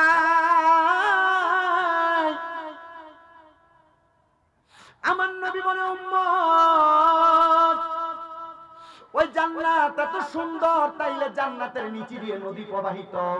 সাহাবায়ে কেরাম কই নবী গো কতদিন থাকবো জান্নাতে? এবার আমার নবী জান্নাতের বর্ণনা দেয় খালিদিনা ফিহা। ও বন্ধু, নবীজি বলছে চিরস্থায়ী বাসিন্দা হয়ে জান্নাতে থাকবা, কিন্তু শেষে দিয়ে একটা শব্দ লাগাই দিছে আবাদা। এই আবাদার শব্দটা বড় মারাত্মক শব্দ। জিজ্ঞাসা করো ওলামায়ে কেরাম রে, আবাদা দিয়ে আমার নবী বুঝাইয়া দিছে আল্লাহর কোরআন থেকে, মানে জান্নাতে ঢুকবো এরা জান্নাত থেকে বাইর হইতে চাইবে না। এত মজা, এত আরামদায়ক, এত শান্তির জায়গা জান্নাত। সাহাবায়ে কেরাম কই নবী গো ওই জান্নাতের মধ্যে কারা থাকবে? নবী আমার আল্লাহর কোরআন থেকে জানিয়ে দেয় রাদিয়াল্লাহু আনহুম ওয়া রাদওয়ান, যারা আমার আল্লাহর প্রতি সন্তুষ্ট, আবার আমার আল্লাহ যাদের প্রতি সন্তুষ্ট তারাই ওই জান্নাতে থাকবে। আর এরা কারা? যালিকা লিমান খাশিয়া রাব্বা, যারা দুনিয়াতে আমার আল্লাহ তাআলা তাদের রবকে বেশি ভয় করে, বেশি ভয় করে। আপনি যদি আল্লাহরে ভয় করেন, আপনি কোনোদিন গুনার কর্মের দিকে যাবেন না। আপনি যদি আল্লাহকে ভয় করেন, কোনোদিন আপনার দ্বারা কোনো বাজে কাজ হবে না। আল্লাহরে ভয় করলে কোনোদিন আপনার দ্বারা দুনিয়ার জমিনের মধ্যে কোনো অপকর্ম হবে না। এজন্য আমার সালমানপুরের বাবারা এমন ভাবে আপনার জীবনটারে আপনি সাজাইবেন, গোছাইবেন যেন আপনার এই জিন্দেগিটা ইমানের জিন্দেগি হয়। মরার সময় আপনি হাসতে হাসতে মরে যাবেন, কিন্তু এলাকার সব মানুষ আপনি মারা যাওয়ার পর আফসোস করবেন। কিন্তু অনেক মানুষ তো মারা যায়, মাইকিং করে যাওয়ার সময় মানুষ তো তো বহু জ্বালাইছে, এটা মরছে ভালো হয়েছে, এমন মরণ না, এমন একটা ভালো মরণ কামনা করবেন যেই মরণ আপনার ইমানি মরণ হয়ে যাবে। শোনেন, এমন একটা ইমানি মরণের কথা আমি আপনাদেরকে জানিয়ে দেই। যে ব্যক্তিটার বাড়ি ছিল দামেস্ক নামক এলাকার মধ্যে, উনি বলেন, ও জগতের মানুষ, দামেস্ক এলাকার মধ্যে আমি বসবাস করি কথা সত্য, কিন্তু আমার মনের মধ্যে একটা আকাঙ্ক্ষা ছিল রাহমাতুল্লিল আলামিন নবীকে আমি একবার হইল ঘুমের ঘরে স্বপ্নে দেখতে চাই, কিন্তু আমার নবী কোনোদিন আমার একবারও দেখা দেয় নাই। আমি সবসময় নবীকে দেখার জন্য দুরূদ শরীফ আদায় করতাম যেন আমি নবীরে দেখি। উনি ডাক দিয়ে কই, জগতের মানুষ, নবীকে পাওয়ার জন্য আমি এমন পাগল পারা হয়ে গেছি, এমন দিশে হারা হয়ে গেছি, আমি সংসারের মায়া ত্যাগ করে দিছি, আরে আমি আমার পরিবারের মায়া ত্যাগ করে দিছি। আমার সন্তান আমি বাবার সাথে আইসা জঙ্গলার মধ্যে অথবা পাহাড়ের গুহার মধ্যে আমার রাসূলে পাক সাল্লাল্লাহু আলাইহি ওয়াসাল্লামকে দেখার জন্য বারবার আমি আব্বার কাছে ফরিয়াদ জানাই, হে বাবা, নবীকে দেখার জন্য তো কান্নাকাটি করেন, আমার নবীকে তো আপনি এখনো পর্যন্ত দেখেন না। উনি বলেন, কান্না করতে করতে আমি একটানা 70 বছর আমার নবীকে দেখার জন্য আমি কান্না করেছি। ও মুসলমান, আপনারা বলেন, মরার আগে আমরা একবার রাহমাতুল্লিল আলামিন নবীরে দেখতে চাই কি চাই না? উনি বলেন, একটানা 70 বছর রাসূলকে দেখার জন্য কান্না করেছি, কিন্তু আমি আমার রাসূলকে দেখতে পাই নাই। কিন্তু একদিন আমার সন্তান আইসা কয়, আব্বা এত বছর কান্দেন যেহেতু রাসূলকে দেখেন না, আপনার আজকে রাত্রবেলা আর ওই রাসূলকে দেখার জন্য কান্না করা লাগবে না। উনি বলেন, আমি ধৈর্য হারা হয়ে গেলাম, ধৈর্য হারা হইয়া আমার সন্তানকে নিয়ে আমি ঘরের মধ্যে ঘুমায় গেছি। কিন্তু রে, ওই দিন ঘুমানোর পরে আমি ঘুমানোর পরে স্বপ্ন দেখতাছি আমার ঘরটা নূরের আলোতে ঝলমল ঝলমল করতেছি। আরে এখন না লাইট আছে, লাইটের আলোতে ঘর আলোকিত থাকে, আগের জামানায় তো লাইটও ছিল না, কোনো আলোক সহ্য ছিল না। উনি বলে, আমি আমার ঘরটারে আলোতে ঝলমল ঝলমল করতে দেইকা আমি আবার চক্ষুটা খুইলা দেখলাম আমার ঘরের মধ্যে কে জানি একজন হাজির হয়ে গেছে। ওনার শরীরটা সাদা কাপড় দ্বারা ঢাকনা দেওয়া। আমি ওনারে জিজ্ঞাসা করলাম, কে গো আপনি, আপনার পরিচয় কি? তিনি আমারে কয়, যেই রহমতের নবীকে দেখার জন্য 70 বছর পর্যন্ত কান্লা, কিরে পাগল, আজকে দিয়ে আমি নবীরে দেখার জন্য তুমি কান্দো না? আজকে দিয়ে তুমি আমি নবীরে দেখার জন্য দুরূদ শরীফ আদায় করো না? আজকে তুমি যে আমি নবীর উপর দুরূদ পড়ো না? উনি ডাক দিয়া কয়, কি করো? 70 বছর ডাকলাম, আপনি আমার দেখা দিলেন না, আর আজকে না ডাইকা ঘুমায় গেলাম, আপনি আমার সামনে হাজির হয়ে গেলেন। উনি ডাক দিয়া কয়, তুমি যখন আমি রাসূলের প্রতি দুরূদ শরীফ আদায় করতাম, আমি রাসূল নিজ কান মোবারকে মুহাব্বতের দুরূদ শুনতে পাই। মনে রাখবেন, নবীজির উপর মুহাব্বতে দুরূদ শরীফ পড়লে নবীজি আপনার দুরূদ নিজ কান মোবারকে শুনতে পায়। নবীজির উপর মুহাব্বতে দুরূদ শরীফ পড়লে আপনি কোন জায়গা থেকে দুরূদ শরীফ পড়েন নবী ওই জায়গাটা চিনেন। নবীজির উপর মুহাব্বতে দুরূদ শরীফ পড়লে নবী আপনার পরিচয় জানে, মানে আপনার বাবার নামও জানে। কিন্তু মুহাব্বত নিয়ে হেলায় হেলায় দুরূদ পড়লে আমার নবী কয়, ফেরেশতারা আমার কাছে ওই দুরূদ পৌঁছায়। তাহলে দুরূদ পড়ার পৌঁছানোর কবুল হওয়ার দুই মাধ্যম। মুহাব্বতে পড়লে নবী নিজ কান মুবারকে শুনতে পায়, আর যদি অবহেলা কইরা কোন রকম পড়ে তাহলে এই দুরূদ ফেরেশতারা নিয়ে পৌঁছায়। আপনারা বলে, আমরা মুহাব্বতে ওই নবীর উপর বেশি বেশি দুরূদ শরীফ পড়ার দরকার আছে না নাই? আর মুহাব্বতে বলেন দরকার আছে না নাই? এ আমার সালমানপুর এলাকার বাবারা, হে আমার সালমানপুর এলাকার বন্ধুরা, একটু মনোযোগ দিয়ে বয়ানটা শ্রবণ করার চেষ্টা করেন। উনি বলেন, ইয়া রাসূলুল্লাহ, এতদিন পর্যন্ত আপনারে ডাকলাম, আপনি আমারে দেখা দিলেন না, আজকে আপনি আমারে দেখা দিলেন। উনি বলেন, আমারে রাসূল বলেছে, কিরে তোর কি আমার জন্য মায়া লাগে না? 70 বছর তোমার বাড়ির মধ্যে থাইকা তুমি আমার উপর দুরূদ শরীফ না পড়া, তুমি কি আমি রাসূলের রওজা মুবারকের সামনে আসতে পারো নাই? তুমি কি জানো না, আমি রাসূলকে সালাম দিলে আমি রাসূল তার জন্য সুপারিশ করব, তার কবর হাসর বিজানে বাঁচাইব। উনি বলেন, আমি সাথে সাথে ঘুম থেকে জাগ্রত হয়ে গেলাম, আমি বুঝতে পারলাম এটা আমার স্বপ্ন ছিল। আমি আমার কাপড় চোপড় সব নিয়ে আমি রওনা করলাম রাসূলের রওজা জিয়ারত করার লক্ষ্যে। হাঁটতে হাঁটতে রওনা করলাম, এমন টাইমে আমার সন্তান আমারে ডাক দিয়া কয়, এ বাবা আপনি কোথায় চলে যান? রাত্র গভীর হয়ে গেছে, কোথায় চলে যান গো? উনি ডাক দিয়া কয়, আব্বা আমি যে রাসূলের দিওয়ানা, ওই রাসূল আমার রওজা মুবারকে ডাকছে, এজন্য আমি চইলা যাই। আব্বা আপনি যেহেতু যাবেন, আপনার সঙ্গী বানায় আমারে নিয়ে যান, একা একা যায়েন না, আমি আপনার সঙ্গে যাইতে চাই। উনি বলেন, আমার সন্তান নিয়ে আমি নিজে নিজে রওনা করলাম। উনি যাইতে যাইতে যাইতে যাইতে মক্কা এবং মদিনার মধ্যে দামেস্ক এবং মক্কার মদিনার মধ্যবর্তী জায়গার মধ্যে যা পৌঁছাইছেন। উনি বলেন, আমি যাইতে মরুভূমির মাঝখান পর্যন্ত যা যখন পৌঁছাইলাম, হাইরে দুনিয়ার মানুষের দলেরা, আমি হঠাৎ করে আধা পথের মধ্যে অসুস্থ হইয়া আর রাস্তা চলতে পারি না, পথ চলতে পারি না। অর্ধেক পথের মধ্যে তাবু গাড়ায় আমি বইসা গেলাম। তাবু গাড়ায় যখন বইসা গেলাম, আমার সন্তান আমারে খেদমত করতেছে। উনি আল্লাহ তাআলার ইবাদতে মশগুল, আর আল্লাহ তাআলার ইবাদতের পাশাপাশি নবীজির উপর বেশি বেশি করে দুরূদ শরীফ আদায় করে। সন্তান বলে, আমার আব্বা জান এক তাবুর মধ্যে ইবাদত করে, আর আমি এক তাবুর মধ্যে ঘুমাইতেছি। এমন টাইমে হঠাৎ করে গভীর রাতে আমি চিন্তা করতেছি, হায়রে এই অসুস্থ বাবা জান উনি যদি মারা যায়, উনি মারা গেলে এই মরুভূমির মাঝখানে কে ওনারে কাফন পরাইবো, কে গোসল করাইবো, কে ওনারে দাফন করবো? আমি চিন্তা করতে লাগলাম। চিন্তা করতে করতে আমি যখন স্তব্ধ হয়ে গেলাম, আমি তাকে দেখলাম আমার আব্বা জানের ঘর থেকে দুরূদ শরীফের আওয়াজ শোনা যায় না। আমি তাড়াতাড়ি দৌড়ে গেলাম। আমি ঠিকই যায় দেখলাম আমার আব্বা জান ওনার বিছানার মধ্যে পড়ে আছে সেজদারত অবস্থায়। আমি ওনার নাকে মুখে হাত দিয়ে দেখলাম আমার আব্বা জান ওনার বিছানার মধ্যে মৃত অবস্থায় পড়ে আছে। আমি চিন্তা করলাম, কি ভাগ্যের মরণ, আমাদের সেজদার মধ্যে মারা গেছে। আমি আবার আমার আব্বা জানকে নিয়ে বইসা বইসা চিন্তা করতেছি। ফজরের ওয়াক্ত হয়ে গেছে, আব্বার লাশটা পাশে রাইখে আমি ফজরের নামাজ পড়তেছি। নামাজটা শেষ কইরা আমি হঠাৎ করে আমার কানের মধ্যে মানুষের জনসমাগমের আওয়াজ শুনতেছি। আমি তাবু থেকে বের হয়ে দেখলাম ডান দিক বাম দিক সামনে পেছন থেকে দলে দলে মানুষ আগমন করতেছে। এরা আইসা আমার আব্বা জানের লাশটা বের কইরা এরা আমার আব্বা জানকে গোসল করাইছে।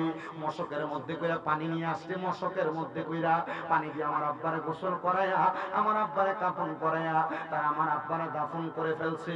আমার আব্বারে দাফন জানাজার নামাজ পড়াইয়া আমার আব্বা জানলে যখন দাফন করে তারা চলে যায়, পেছন থেকে একজনকে ডাক দিলাম, হে এলাকার মানুষ, আপনারা কে কাহারা? আপনাদেরকে তো আমি জানাজার নামাজ পড়ার জন্য খবর দেই না। আরে বাবা, মানুষ পড়লে মাইক দিয়া মাইকিং করা লাগে না। মানুষটা যদি বাড়া মানুষ হয়, মুমিন মানুষ হয়, সাতটা পাক্কা মানুষ হয়, তার জানাজার নামাজের ভিতরে মানুষের অভাব হয় না মাইকিংও হুদাহুদি মাইকিং করে। আর আমি তো কাউরে কোনো খবরও দেই নাই। কই থেকে আসছেন আপনারা? ওই ব্যক্তি বলে, এ বাবা শুনো, গতকালকে রাত্র বেলা আমি স্বপ্নের মধ্যে দেখলাম রাহমাতুল লিল আলামিন নবী আমার ঘুমের ঘরে স্বপ্নে বলতেছে, কিরে তোমরা তোমাদের ঘরের মধ্যে ঘুমাও, আর আমি নবীর একটা পাগল আশিক মরুভূমির মাঝখানে মৃত অবস্থায় পড়ে রইছে, তার জানাজা কে পড়াবে? তোমরা যদি সাতটা পাক্কা একজন আশিকের রাসূলের জানাজার নামাজ পড়াইতে চাও, যাও যাও যাও, ওই মরুভূমির মাঝখানে চলে যাও। বলে, আপনি একজনে না স্বপ্ন দেখছেন? তারা এত মানুষ কই থেকে আসলো? বলে, আমি যখন মসজিদের ইমাম সাহেবের কাছে ফজরের নামাজের পরে এই কথাটা বলছি, আমি দেখলাম সব মুসল্লিরা হাত তুলে কই, হুজুর আমি একই স্বপ্ন দেখছি, হুজুর আমি একই স্বপ্ন দেখছি, আমি একই স্বপ্ন দেখছি। ইমাম সাহেব আমাদেরকে নিয়ে আপনার আব্বা জানের জানাজার নামাজ পড়ানোর জন্য চলে আসছে। ওই সন্তান বলে, আমি আমার আব্বা জানকে জানাজার নামাজ পড়ায়া কাফন দাফন শেষ কইরা এলাকার মানুষকে বললাম, আমি এখন আর কোথায় যাব? আমার যাওয়ার মতো কোনো জায়গা নাই, আপনারা আপনাদের সাথী বানায় আমার নিয়ে যান না। এবার নিয়ে গেছেন, আর ওই এলাকার মানুষ রাত্রবেলা ইবাদত করে আর কয়, আল্লাহ এমন একজন মানুষের জানাজা আমরা পড়তে পারছি, আমরা ভাগ্যবান। এই মানুষটার কারণে আমরা রহমতের নবীকে স্বপ্ন দেখছি, আমরা ভাগ্যবান। ওই ছেলেটা ডাক দিয়া কয়, আপনারা তো নিজেদেরকে ভাগ্যবান মনে করেন, কিন্তু আমার আব্বা জান যে মারা গেছে, মারা যাওয়ার পর কবরে কেমন আছে আমি বাপ সন্তান তো জানি না। আমার জানতে বড় ইচ্ছা হয়, হায়রে আজকে সালমানপুরের কত সন্তানেরা মা ফিরে বসে গেছে, আপনাদের মা কবরে, আপনাদের বাবা কবরে কেমন আছে একবারও তো খবর লইলেন না। আব্বা মারে কবর দেশের মধ্যে শোয়া দিয়া আজকের মা ফিরে আসছেন, কিন্তু মা বাপ কবরে কেমন আছে আপনি জানেন না। ওরে 3.5 হাত গর্তে ফেলে কেমন করে আইলা চলে, তোমার বাড়ি আইতে দেরি হইলে যেই মা ঘুমাইতো না, ওই কবর দেশে মায়ের পাশে একটু রইলি না। কেমন আছেন বাবা মনি, কেমন আছেন মা জননী, একবারও তো দেখায় আসলি না। ওই মা বাবারে কষ্ট দিয়া দুনিয়াতে দিন কাটাইয়া কোনদিনও শান্তি পাবি না। আরে কবর দেশে খবর লইলি না। এ সন্তান, আপনার বুঝি বাবা জান অন্ধকার কবরে, আপনার বুঝি মা অন্ধকার কবরে। ওই ছেলে বলে আমি আল্লাহর কাছে কাঁদতেছি, আল্লাহ আমার আব্বা যে কবরে, আপনি আমার আব্বা জানলে কবরে কেমন আছে একটা বার তো খবর দিলেন না। ওই সন্তান গভীর রজনীতে তাহাজ্জুদের নামাজ পইরা পইরা আমার আল্লাহ তাআলার কাছে কাঁদতেছে। মনে রাখবারে সন্তানের দলেরা, দুনিয়া জমিনের মধ্যে তাহাজ্জুদ নামাজটা বড় একটা নেয়ামত। এই তাহাজ্জুদ নামাজ পইরা আমার আল্লাহর কাছে কোনো কিছু চাইলে আমার আল্লাহ বান্দারে ফিরায় না। এবার ওই বান্দা বলে আমি সালাতুত তাহাজ্জুদের নামাজ পইরা আমার আব্বা জানের জন্য বারবার কাঁদতেছি। হঠাৎ করে আমি দেখলাম একটা সুন্দর চেহারাওয়ালা ব্যক্তি সুন্দর একটা ফুলের বাগিচার মধ্যে হাঁটাচলা করতেছি। আমি জিজ্ঞাসা করলাম কে আপনি? উনি ওনার ডান দিক থেকে ঘাটটা ফিরে কয় আমি তোমার আব্বা জান, তুমি কি আমি বাবা জানকে চিনলা না? বলে চিনছি গো বাবা। হে আব্বা জান, আপনি কবরের মধ্যে কেমন অবস্থায় কোন হালতে আছেন? বলে রহমতের নবীর উপরে প্রাণ ভরে দুরূদ সালাম আদায় করেছি, আমার আল্লাহ তাআলা আমারে ফিরায় নাই, ফিরায় নাই, আমার আল্লাহ তাআলা রহমতের চাদর দিয়ে আমারে রাখছে।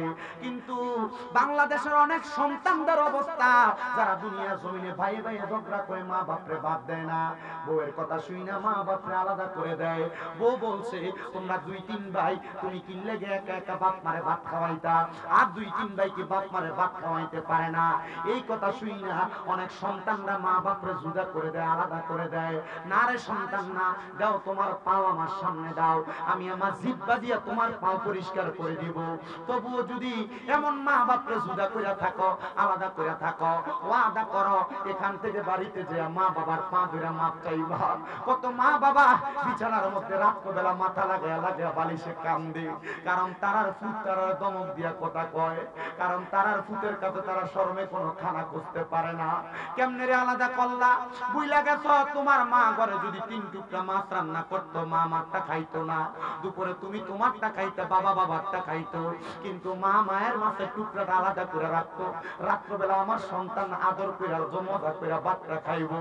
আজ ওই মা কবরে, কিন্তু অনেক সন্তান কপাল মন্দ, ওই মা বাপরে আলাদা করে দিছে, জুদা করে দিছে। ওয়াদা করো, ওয়াদা করো এখান থেকে বাড়িতে যাইয়া মা বাবার পা ধরে ধরে মাপ চাইবা। আরে আজকের মাহফিল কবুল হবে কি হবে না এটার গ্যারান্টি কেউ দিতে পারবে না। তবে আমি একটা গ্যারান্টি দিয়া যাই, আগামী কালকে যখন দেখবা এই এলাকার মুরব্বীরা দোকানে বৈশা বৈশা বলতেছি হ্যাঁ আমার ফুটে কোনোদিন অন্যায় করে নাই আমার সাথে, তবু ওয়াশুই না যাই আমি আব্বা জানের পাশ হইয়া মাপ চাইছি। হ্যাঁ আমার সন্তান কোনোদিন আমার সাথে কোনো অন্যায় করে নাই, তবু আমার সন্তান আমার পায়ে ধরে মাপ চাইছে। আরে মা বাবার পায়ে ধরলে দাম কমে না, ইজ্জত কমে না। মাঝে মাঝে সুযোগ পেলে আম্মা আব্বার কদমের মধ্যে চুমা দিবা চুমা। কেন জানো? আমি গুনাহগার মানুষ, আমার এলেমের জোরে আমি কথা বলি না, মাত্র কুমিল্লা আলিয়ার মধ্যে কামের প্রথম বর্ষে পড়ালেখা, কিন্তু আমার আল্লাহ তাআলা আজকে 8 বছর পর্যন্ত আমারে দিয়ে ওয়াজ মাহফিল করায়। ক্লাস 6 7 এ শুনছি আম্মা আব্বার কদমের কাছে সন্তান ছোট হইলে সারা জগতের কাছে আল্লাহ তাআলা ওই সন্তানদের দামি বানায়া দেয়। এরপর থেকে আমার আল্লাহ তাআলা আমার সম্মান বাড়াইছে, যেই সম্মানের আমি যোগ্য না। এই সন্তানের দল, এই নবীর উম্মতের দলেরা, মা বাপ বৃদ্ধ হইলে জিহ্বার স্বাদ নষ্ট হয়ে যায়, কখন কি খাইবো মা বাপ বলতে পারে না, সন্তানদের মুখ ফুইটা। আপনি ওই মা বাপরে জুদা করে দিছেন, আর আপনার মার যেই দিন আপনার ঘরে খানা হয় আপনার বউ বালা কোন রান্দা রান্দে না।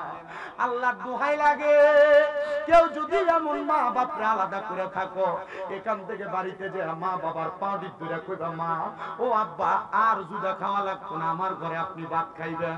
যতক্ষণ পর্যন্ত মুখ দিয়া বলছে মাফ করে দিছি, ততক্ষণ পর্যন্ত মা বাবার পাও চাইরো না। কারণ আমার নবী কয়, ওই মা বাবার অসন্তুষ্টি করলে আমার আল্লাহ অসন্তুষ্ট হয়ে যায়। সাখাতুর রব্বি ফি সাখাতিল ওয়ালিদাইন। এই দুনিয়ার মানুষ ওই আম্মা আব্বারে সন্তুষ্ট করলে আমার আল্লাহ সন্তুষ্ট হয়ে যায়। রিদার রব্বি ফি রিদাল ওয়ালিদাইন। আম্মা আব্বার সন্তুষ্টিতে আমার আল্লাহ সন্তুষ্টি হয়ে যায়।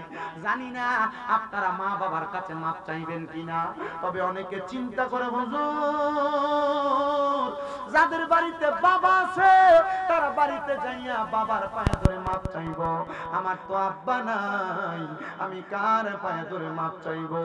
অনেকে চিন্তা করে, হুজুর যাদের বাড়িতে মা আছে তারা বাড়িতে যাইয়া মার পায়ে ধরে মাপ চাইব। আমার তো মা নাই, আমি কার পায়ে ধরে মাপ চাইব? সন্তান চিন্তা করবেন না, একটু পরে আখিরি মুনাজাত হয়ে যাবে। ওই মুনাজাতের মধ্যে আপনি আমার আল্লাহ তাআলার কাছে কান্না করবেন, রব্বির হামহুমা কামা রব্বায়ানি সগীরা।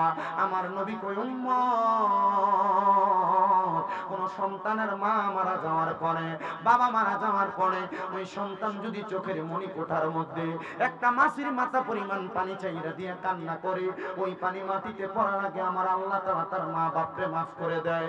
এখন তোমার বুঝি মা বাবার জন্য চোখের পানি আসে না, এখন তোমার বুঝি মা বাবার জন্য কান্না আসে না, কিন্তু বাড়িতে গেলে আব্বা যে খাটের মধ্যে ঘুমাইতো ওই খাটটার দিকে চাইলে চোখের পানি বায়া বায়া পড়ে। বাড়িতে গেলে আম্মা যেই কাপড়টা পরতো আলমারির দিকে তাকাইলে, আম্মার পুরান কাপড়টার দিকে তাকাইলে চোখের পানি বায়া বায়া পড়ে। সন্তানের দল ওই মা বাবার মতো রত্ন যদি বাইচা থাকে, এখন থেকে তোমরা যত্ন করা শুরু করো। মনে রাখবা, ওই মা বাবার পেছনে টাকা পয়সা খরচ করতে কোনোদিন অলসতা করবা না।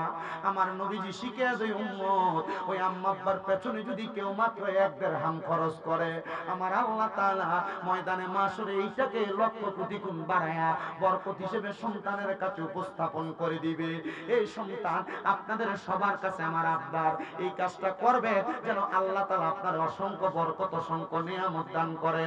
যদি আল্লাহ তাআলার অসংখ্য নিয়ামত অসংখ্য বরকত চান, আম্মা আব্বার মনে কোনোদিন কষ্ট দিয়েন না। দেখবেন আপনাকে আমার আল্লাহ তাআলা জগৎ বিখ্যাত বানিয়ে দিবে, আপনি টেরও পাবেন না। আল্লাহ তাআলা আমাদেরকে এমন আম্মা আব্বার প্রতি সদাচরণ এবং ইহসান করার তৌফিক দান করুন। জোরে জোরে বলেন আমিন। কিন্তু অনেক সন্তানেরা এখানে বসছেন, আপনার মা বাবা আপনাকে লাখ লাখ টাকার জমি সম্পদ দিয়ে গেছে। ওই সম্পদে যদি আপনি ভাড়া থাকতেন, মাসে যদি 5,000 টাকা করে ভাড়া দিতেন, 12 মাসে 60,000 টাকা ভাড়া দেওয়া লাগতো আপনার। অনেক সন্তান বসছেন, আম্মা আব্বা যদি বাইচা থাকতো, মাসে যদি 1000 টাকার ফল কিনা খাওয়াইতেন, 12 মাসে 12,000 টাকার ফল কিনা মারে খাওয়ানো লাগতো। কিন্তু ওই মা কবরে, ওই বাবা কবরে আপনার কাছে কোনো ফলও চায় না, খানাও চায় না, ভাড়াও চায় না। গত বছরও নাকি মাহফিলে কালেকশন করছে, কিন্তু অনেকে দিছে অনেকে দেয় নাই। এজন্য আমার কইছে, হুজুর কালেকশন দরকার নাই, বাকির কালেকশন। যারা তাবারুক নিয়ে ভলান্টিয়ার রেডি আছেন, আপনারা তাবারুকটা নিয়ে একটু রেডি থাকেন। আমি অল্প কয়েক মিনিটের ভিতরে ওই মা বাবার জন্য খাস করে দোয়া চাই। নগদে 2000, 1000, 500 এমন করে করে দান করবেন, আমার কাছে দিয়া যাবেন, আমি খাস করে দোয়া করব। আরে আছেন নাকি একটা সন্তান দাঁড়াইবেন, হুজুর আমি 2000, আমি 5000 নগদ দান করব।